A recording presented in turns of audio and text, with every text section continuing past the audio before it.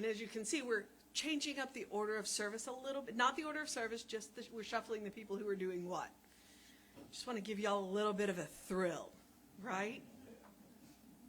Okay, so it is June. Welcome to June. And it is Pride Month, so happy Pride. And what else? Oh, this is your early warning that Father's Day is also in June. And I'm warning you of that because I have a problem remembering when Father's Day is, because my mother's birthday is in June.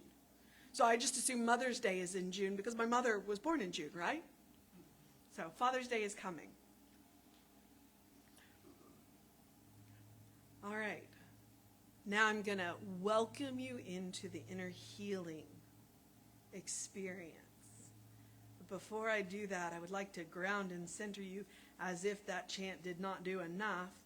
I'm going to encourage you to take a nice deep breath. And as you are breathing that breath down in, set your roots into the ground. Send them deep. And as you are releasing the breath, stretch your leaves up into the sky. One more nice deep breath. Just feel those roots questing down into the earth. And then as you release it, feel those leaves stretching up for the sunlight.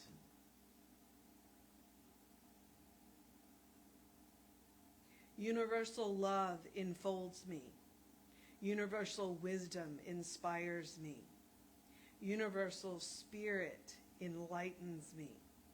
Universal power encircles me. I am one, and all is well. As we begin the inner healing process, let me invite you to relax in quiet confidence, opening yourself to the miracle-working higher power. Now symbolize that unity of your thinking and feeling nature by touching your chest with your hand. And let my words act as your own, for your own inner acceptance and receptivity. I acknowledge that there is a power, intelligence, and wisdom greater than my own. I am in the midst of it, and it is in the midst of me, sensitive and responsive to my every thought, word, action, and feeling. I now make this true for myself by saying aloud, I acknowledge. Acknowledging the higher power working through my life, I admit that I am personally responsible for solving my own problems while being guided and assisted by something greater than myself. As I am ready to surrender the conflicts of my ego to the wisdom of the infinite presence, I simply speak these words. I surrender. Knowing that forgiveness is the key to unconditional love and the feeling of heaven, I now unconditionally forgive anyone and everyone who has ever injured me in any way, real or imagined. And I now forgive myself for all my mistaken judgments and their resulting actions. From my deepest level of understanding, now I say, I forgive. I forgive. Realizing that I continually experience the effects of my own thinking, I now choose to allow this higher power to recreate me deeply, filling my mind with thoughts that are only constructive, positive, loving, and beautiful. I call upon the divine inflow by stating aloud, I choose. I now center upon that one special idea that I am willing to accept as real for me in this coming week. Visualizing the idea as already acted upon and brought to pass, and seeing my idea become a fact of my experience, I enjoy the happiness and peace of my thought fulfilled, and gratefully speak these words, I accept. Knowing that I have an everlasting place in the midst of the power that sustains all creation, as well as the support of all those around me, I allow myself to relax in the peace of fulfillment and gratitude, and say, I release. Now, in my mind's eye, I envision the presence of someone near and dear to me. Family member, friend, mentor, someone who has touched my life in deep and loving ways, someone who is not physically present in the room this morning. And I turn to that image in my mind and say, I am grateful for the good in your life. I now open my eye to the world around me and turn joyfully to the person next to me and share my gratitude and confidence by saying, I am grateful for the good in your life. And that goes for you people online too. We're grateful for you.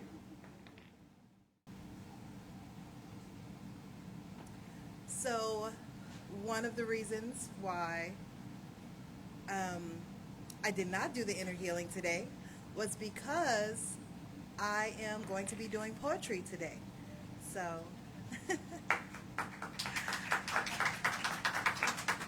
I haven't even done anything yet, guys. Calm down, calm down. So this is, of course, I wrote this poem. This is a part of my Shock Love series. Last time I did Shock Love number 6. Today I'm doing Shock Love number 4, Heart Song. Be beat, be beat, be beat, be beat. Beat to the rhythm of the divine and flow with the infinite. Follow the beat through each single moment in time. This is the instrument composing the soundtrack of your story, your calling, your mark etched in this world. This is your song, the omnipotent beating through your heart. Be beat, be beat, be beat, be beat. Let love and compassion guide you in the original language of your soul. Study the ancient tune, universally known, personally yours to behold. Find your true purpose and meaning through these skipped beats. Follow the sounds of its music to where you're meant to be. Be beat, be beat, be beat, be beat. Dance to the tempo within your body, moving with faith and grace. This is a purified hymn meant to lead you to your home's natural embrace. Listen to the beat, beat, beat of your heart beat. If you're friends with it, God's whisper can be heard between these beats. So beat, beat, beat, beat. Be and beat your beat into creation, your own unique stamp onto eternity. Thank you.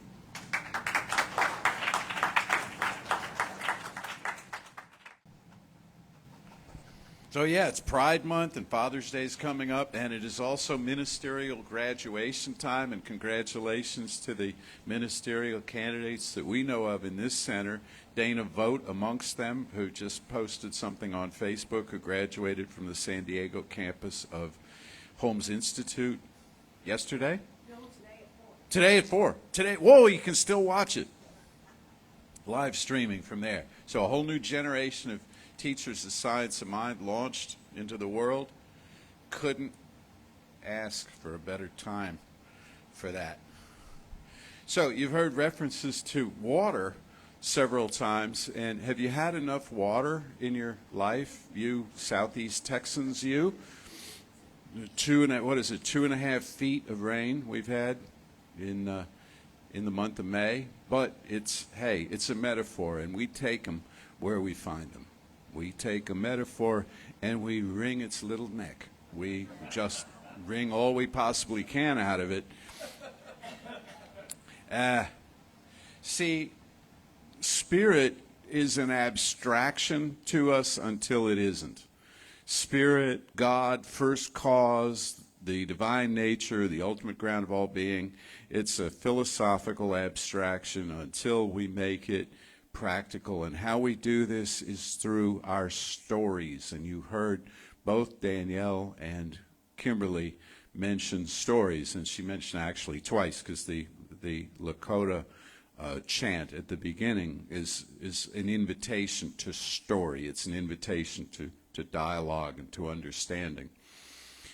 Each of us has our personal story, and our personal stories weave together into a mythos. They weave together into a collective story of each group in which we participate. The groups that we're familiar with, that are sort of obvious to us, like our ethnicity, our family, our neighborhood, and also the groupings and settings that are not so obvious to us, which are all our affinities, all our interests. Kimberly mentions finding a random guitarist on the side of the road. That's a cool thing to think about, isn't it? That the buskers, they call them out there. And it's like, hey, come in and play, you know. Well, the community of guitarists, let's say, just to use one example in the world, all share a consciousness overlap. They all share a collective identity in the social consciousness in which they participate. They don't know this necessarily when they take up the guitar, but it's what happens to them. And everybody who likes to work on automobile engines, and everybody who's interested in I knew a guy, I was thinking of this guy the other day. He's long gone now. I knew him when he was in his 80s, and that was 40 years ago. So he'd be like the world's oldest human if he were still around. But anyway, he was a professor of the history of dentistry. The history of dentistry. He was not, I don't think, himself a dentist, but he had academic credentials to be a professor at, I think it was UT medical school, medical branch in Galveston. The history of dentistry. How does somebody get interested in the history of dentistry like that? Well, he, I'm sure, had colleagues and friends who were into it too. He wasn't the only person on the face of the earth doing this work, and so all of those people formed a social network, a social collection in consciousness, whether or not they'd met. And that's the thing, is we say, well, I know who I know. Or like Paul Simon says, I know what I know. I know who I know and I know what I know, but I know a whole lot more. Because in the invisible realm, I am connected. Each of us is connected to all of those who share our interests. And that helps formulate the story.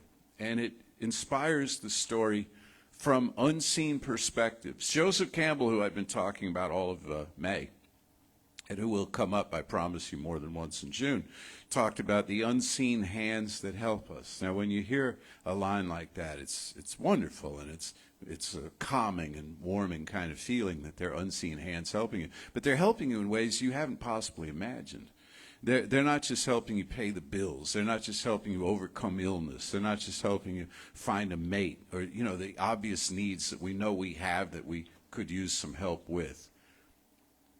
They're inspiring us with ancient lore, ancient mysteries, for two reasons.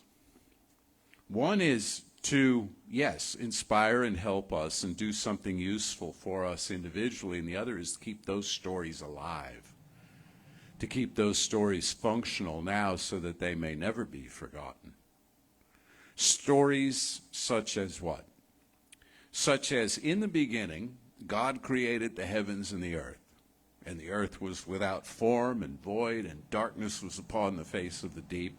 And the Spirit of God moved upon the face of the waters, and God said, "Let there be light," and there was light. That story lives today because it sought out hosts, viral hosts.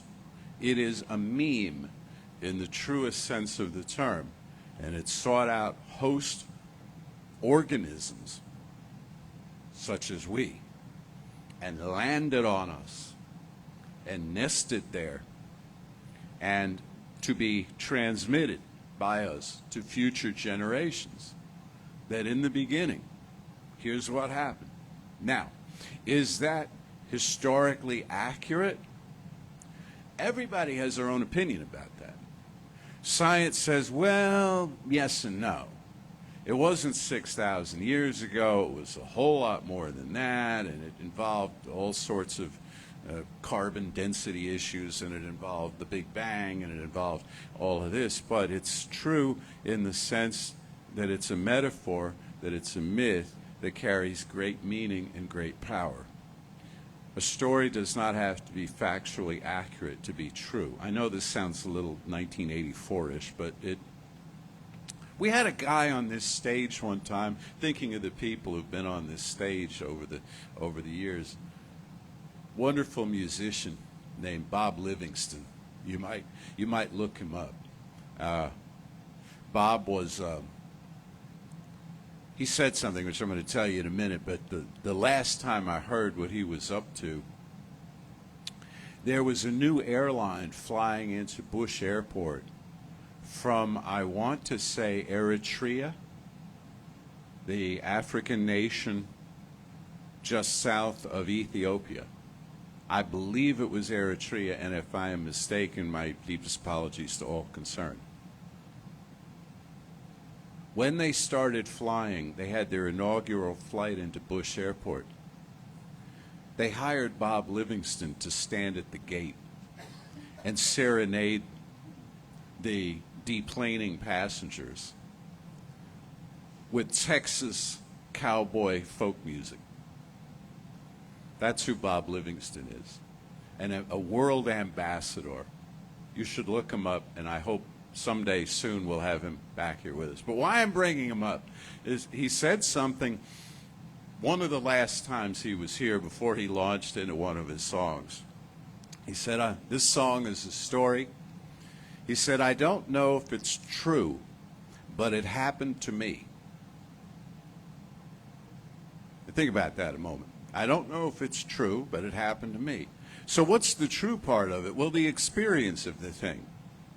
And he talked about the experience that he had with some people someplace and all that unfolded. And I guess what he was saying is that he couldn't put a date stamp on it. He couldn't give you chapter and verse about how all of this occurred, but he felt it.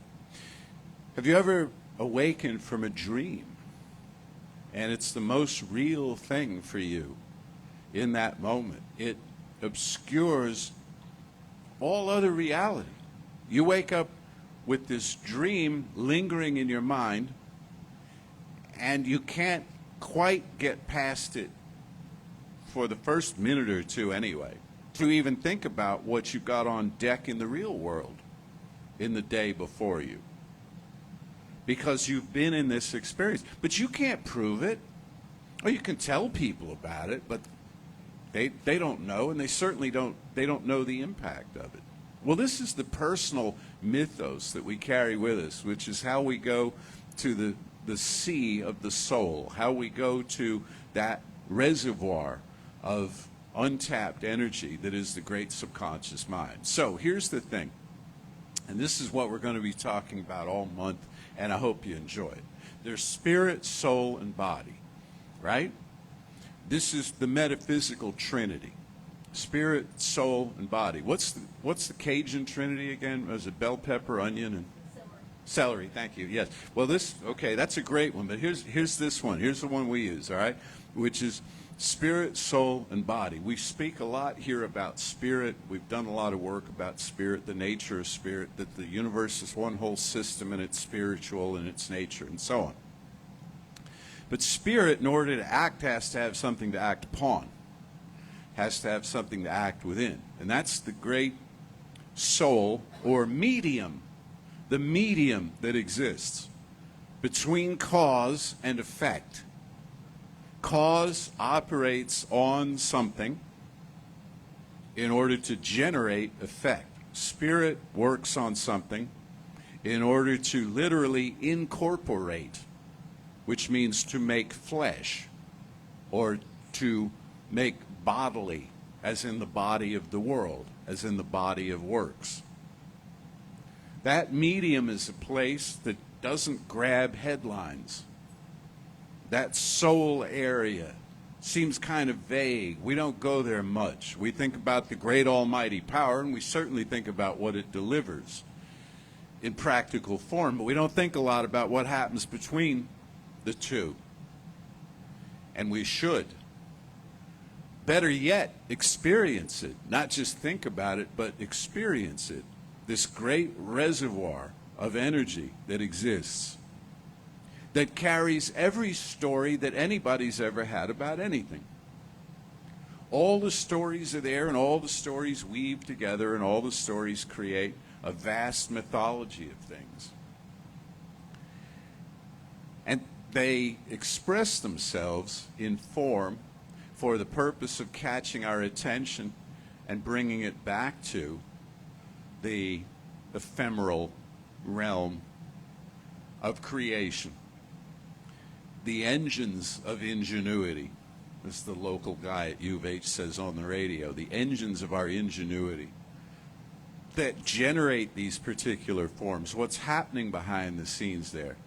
Something catches our attention and brings us back to it, and it forms really an organizing set for the abstract principles that theology and philosophy bat around all the time about what is the nature of the universe. What is an organizing principle behind that? The power of story and the interpretation of story. So having said all of that, you remember 4 weeks ago I gave you an assignment, which you probably immediately promptly forgot, because life is busy, and that's all right. We're not grading, you know.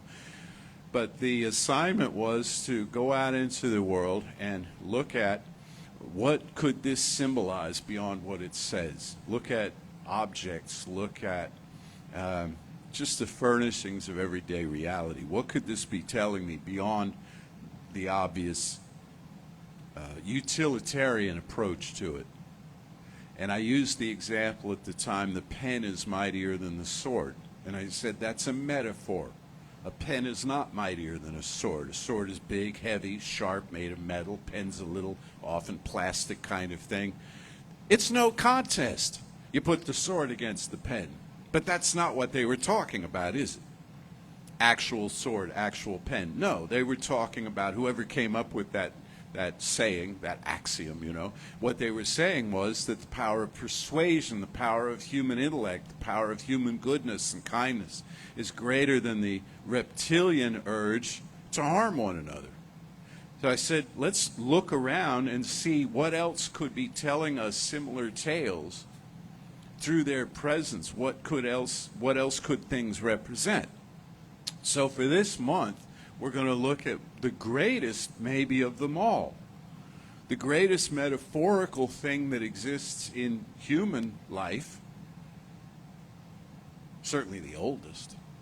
Along, I think, was sky. Sky's good. Maybe we'll have a month on sky. Maybe July will be sky. They even rhyme, you know. But for this month, it's water. It's water. Water, water everywhere, not a drop to drink. Oceans and seas, which are not the same thing, and you can look up the distinction. Creeks and streams and bayous, which are not the same thing, and you can look up the distinction. Ice is water. Fountains are water. Fire hydrants emit water. It's all telling us something. What? That there is a great gushing forth of consciousness generated by some sort of intellectual stimulation on the part of the one mind, as then in a step-down version occurs through the mind of each one of us as choice, as a field of choice. And this choice then is working through something that receives it and acts upon it and flows with it. And if you're a Bible student, you know this as water. If you're a student of the Upanishads, if you're a student of the Quran, if you're a student of any of the sacred writings, great or small, known or unknown, across the world, you know that this metaphor is turned up again and again and again, because the people who were busy creating metaphors to carry this information and transmit it across generations into the future looked around at what was at hand and picked it to stand in for something else.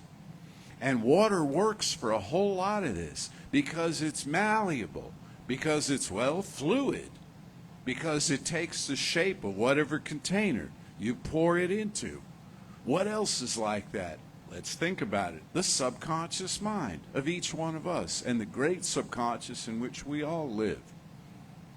Water doesn't throw stuff back. Water takes what you give it, and it's relentless in what you do with it. Have you ever seen natural, there in this country, two places that I can think of, there are natural bridges of stone that became bridges because they started as walls, because they started as flat vertical surfaces, but water ate through them, a drop more or less at a time over a really long time, but without ceasing, every moment making their impact until today, and for a very long time before today, there has been a big hole, a big opening where this vertical surface, vertical plane once stood, now forming a bridge. What else is like that? The subconscious aspect of you and me that will not be denied takes what we give it, and is it, bang, going to create something right in that moment? Possibly not, but it's going to work its way through, especially if it involves the overlapping choice fields of many sentient beings. So every time you treat for peace, every time you treat for love and joy and understanding and justice and inclusion and diversity and a warm welcome to every living thing, and you look around and you say, well, it hasn't happened yet. It's not in the news this morning that the whole world has burst forth in song, so is this making any difference at all? Remember that you are one of those drops of water on one of those surface planes. And one moment, I'll talk more about this in the weeks to come, because I'll bring in Tikkun Olam for you, a Gnostic concept. Some of you are familiar with it before, but it goes to the same thing, that one of these days you're going to look up and the world will have changed. The world will have changed. The great subconscious mind, the great ocean, the great sea of the soul, as I think of it now, takes the thoughts we give it, has taken the thoughts everyone has ever given it. It's all in there. If there's knowledge you need, you dip into that ocean, and the hole you make in the ocean as you scoop out your good is immediately closed over by more of that vast ocean. And you can't scoop out of it fast enough to deplete it. It is infinite. The earthly oceans are vast, but they're not infinite. But this ocean I'm speaking of in consciousness is infinite. We go to it, I heard Sig Paulson say this one time, you can go to it with a teaspoon or you can go to it with a dump truck, okay? And it won't argue with you. How much good will we take? How much knowledge, how much wisdom, which is the application, knowledge and wisdom are not the same thing. wisdom is the application of knowledge. I was reminded of this yet again this morning when I came here to help Kimberly and Victor set up the music. I went over to the soundboard, which I have only interacted with a few times and not in a very long while because of our excellent musical team here who left me to do it this morning. And there are instructions and all, and the instructions are knowledge. Step 1, step 3, step 7, you know. Wisdom is the application of this knowledge. I displayed knowledge, but not wisdom. You see. So, what does wisdom require? Practice. The repetitive application of knowledge, like the water that eats through the rock. So we practice. We do our spiritual work. We take our assignments, maybe ignore them, but they're fun. You know, they're fun, these assignments. So the assignment for this week, you don't like the word assignment, call it something. The opportunity, the joyous growth opportunity. How can I sell this? To sell the steak, show the sizzle, right? So the joyous growth opportunity for this week is to think about the vast sea of subconscious awareness as a, well, reservoir, as a pool of some kind, a retaining pond, whatever. And ask yourself, how am I stirring this? How am I stirring this with my thought? What am I putting into this? It reminds me of something the late, great Dick Schmeltzkopf used to say.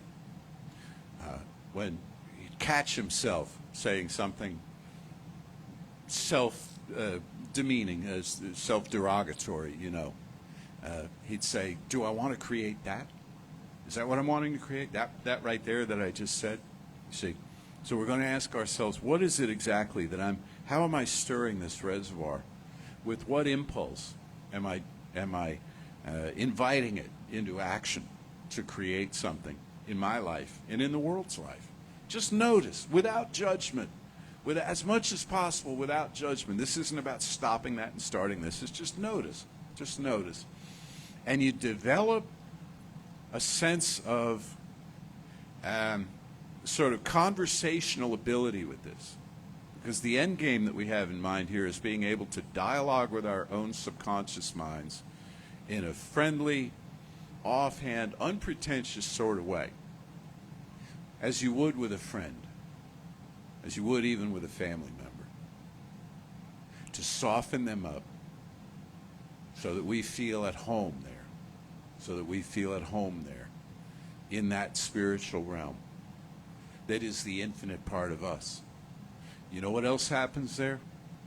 Immortality happens there. The intellect, as we know it anyway, as it's connected to the brain and the brain to the neural network and all that falls off eventually. What remains of us goes forward. It's how we feel, the experience of being in the moment. So let's know together now. One life, one power, one presence, one vast, even infinite ocean of possibility. Just as all rivers run to the sea, this ocean collects everything given it by every sentient being that's ever lived on this world or any other world that hosts them. And all of the ancestors are here, not just those of us informed, but the spirit field of experience, the subconscious, emotional self of everyone who's ever trod these plains, these fields, these forests, these mountains, ever sailed these oceans. From this vast, incomprehensible reality comes forward for each of us that which needs to be known by us in this moment and the moments to come. There is information that we know we seek, but there's a whole lot more we don't know we seek. that is connected to our destiny, to the great things we will achieve, that at this moment are completely unknown to us, completely unimaginable. And there is knowledge coming to us about how truly to build a world that works for everyone. And with that knowledge is coming the wisdom of application, the understanding of motive and intention and desire within ourselves and each other. All of the mechanics, all of the steps, the fine points necessary to create this world in beauty and in wonder and in perpetuity have been furnished to us. Now we dive in and surround ourselves with them and emerge into the light of day to do what ought to be done by us for this knowing and its manifestation in form. Everywhere we turn, I am so deeply grateful. I release this word now into the infinite, calling it done, and so it is. Get closer. Kiss it. Eat the mic, David. Eat the mic. Eat the mic. I know. Eat the mic. That might be a problem. You all think I'm here to do announcements. I'm not. I'm just here to make puns. Kimberly, thank you, and thanks to your hubby for bringing him along.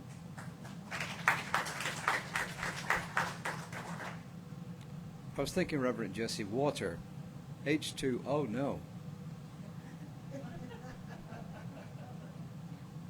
It will become apparent eventually. For those of you online, the foyer, for those of you online, there is in the front row, three esteemed people who, when I forget something or they want to add something, they either guffaw, shout, encourage, or do something, or entertain me, in other words, while I stand up here. I was going to be short this morning, but it didn't turn out that way. As we come up to giving time, I'd just like you to take your gifts in your hands, either physically or metaphorically, and just be grateful for everything that you've got in your life. Just think of one thing now for which you are truly grateful. It can be large, it can be small. Just think of one thing for which you are truly grateful. And then as your gift comes through, just remember, our job is to give this information to the world, to make the world a better place. And whenever you donate your time or your money to us, it helps us to do that. So please say with me now, divine love, through me, blesses and multiplies all the good I am and have, all the good I give and receive. I am prosperous now, and so it is. It's now my pleasure to bring back up here Danielle Markadel for another poem. And by the way, she writes these poems herself, and she's becoming famous. The Unity Church in the Woodlands asked her to go and do one for them. She writes all this stuff herself. She is our poet laureate. And how you did that first one, Danielle, it beats Me just for a little bit of comfort, I guess. The title of this poem is Spiritual Desires. My soul yearns for the warm glow of a touch of peace, wrapped in the velvety softness of a comforter on a cold winter's eve. A good book and a warm mug of cocoa next to the quiet of a crackling fire.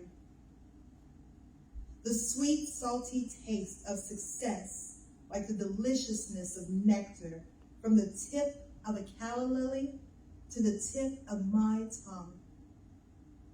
A baby's giggles dancing through the air to rest just next to the breath of my love. Familiar.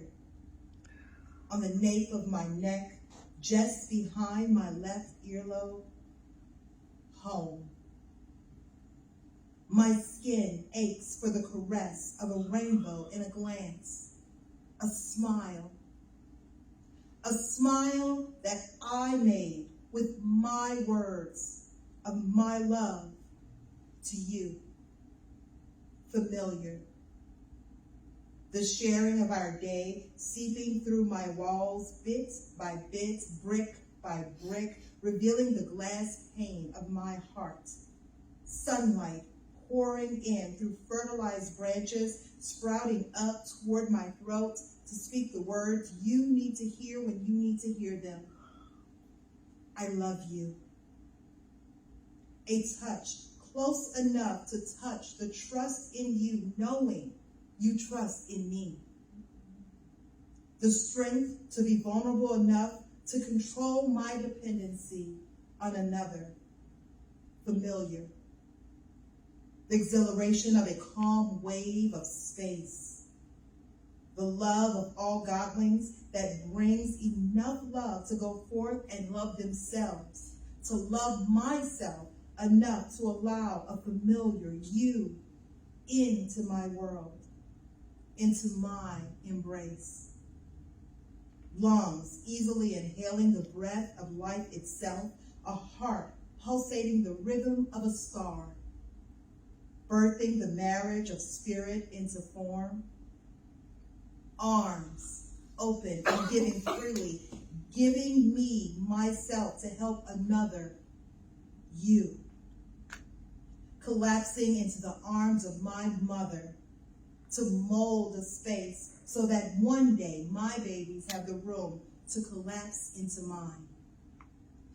To be bold enough to fight for my right to peace, my piece of the pie, the luxurious texture of abundance overflowing into brand new. A life well lived, victorious in you, my love, my yearning, my life breath, liquid gold seeping through the skin of separation to unite within the veil of becoming me, infused into love that is you, my familiar. Thank you.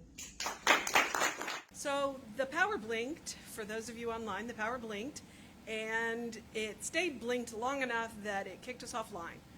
I did record Danielle's poem, so we will get that.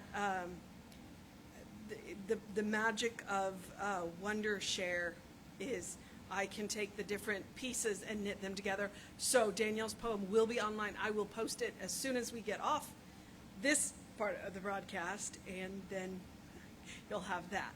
So, yeah, hey, welcome to the weather that we've been having in Southeast Texas. Y'all pray for us.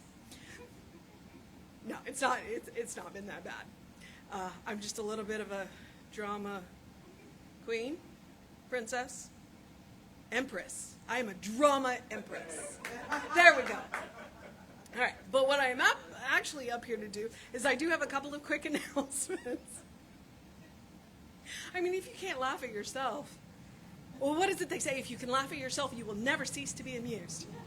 I'm always amused. Is there anything I'm forgetting? I'm going to look at the front row. Now there's only 2 people in the front row. No, I'm good. I'm good. Okay.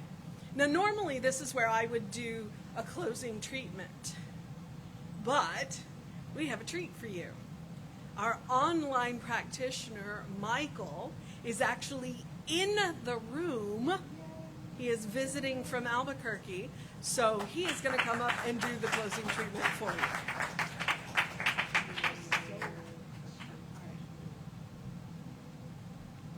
All right. Good morning. You can hear me okay? This is such an honor for me to be here. I've been a member for I think 7 or 8 years here at Creative Life. I'm very active and honored practitioner. I'm on the board, and I just love Jesse and the teaching. And I also wanted to put together a little closing, which is like a benediction, but also like a treatment. And I'm taking some words from here and there, so not all of it is just me. But I wanted to invite you to just relax and enter into a sacred moment with me now. And just know with me that there's one life, one power, one presence, one love. And know that I am a channel for this. And that peace, that love flows through me, and that I live that life. Just as I know that each and every one of you do too. So we're in this together. And that we seek that presence and seek to build that channel for all the amazing things on the other side of the fence. That we seek to be that avenue through which it comes into this world. We seek to be the avenue in which love comes into this world. We seek each other to see the spiritual heart that beats in each and every one of us, and to see the godly presence that is in each of us to see while looking in the mirror. To know that all good things are possible, and to choose that good every time it comes up. Every time that we are given the choice to choose the good with a capital G. That is who we are called to be. And as we walk forward into this week, I just bring a blessing to everyone. I am knowing peace. I am knowing calm. I am knowing smiles. I am knowing rest. I'm knowing friendships and communications, camaraderie, and some fun. I know the Spirit runs through us and will take us to the step that we need to move forward to. I am knowing the gratitude, all of the gratitude to know these things, to know my part in these things, and to recognize it in each and every one of you and each and every one of us. I am grateful for Creative Life, a Houston Center for Spiritual Living, a teaching that leads me and encourages me to know who I am and to know who every one of you are. A loved life is an expression of the divine. I am grateful for this community. The ministers, Jesse, Lisa, David, Katie, Dana, the practitioners, our musicians, Kimberly and Victor, and for each and every one of you, and for the technology, even though it blipped out for a moment, that brings us out into the world. I relax, I release my word, and with love into the law, knowing that it is done because I believe. Let the water come and carry us away. So I just say, and so it is. Say with me now, something wonderful is happening through me. Something wonderful is happening through me. I feel it in my body. I feel it in my body. I feel it in my mind. I feel it in my mind. I feel it in everything I am. I feel it in everything I am. I choose it. I choose it. I trust it. I trust it. I use it. I use it. And I love it. And I love And it. so it is. So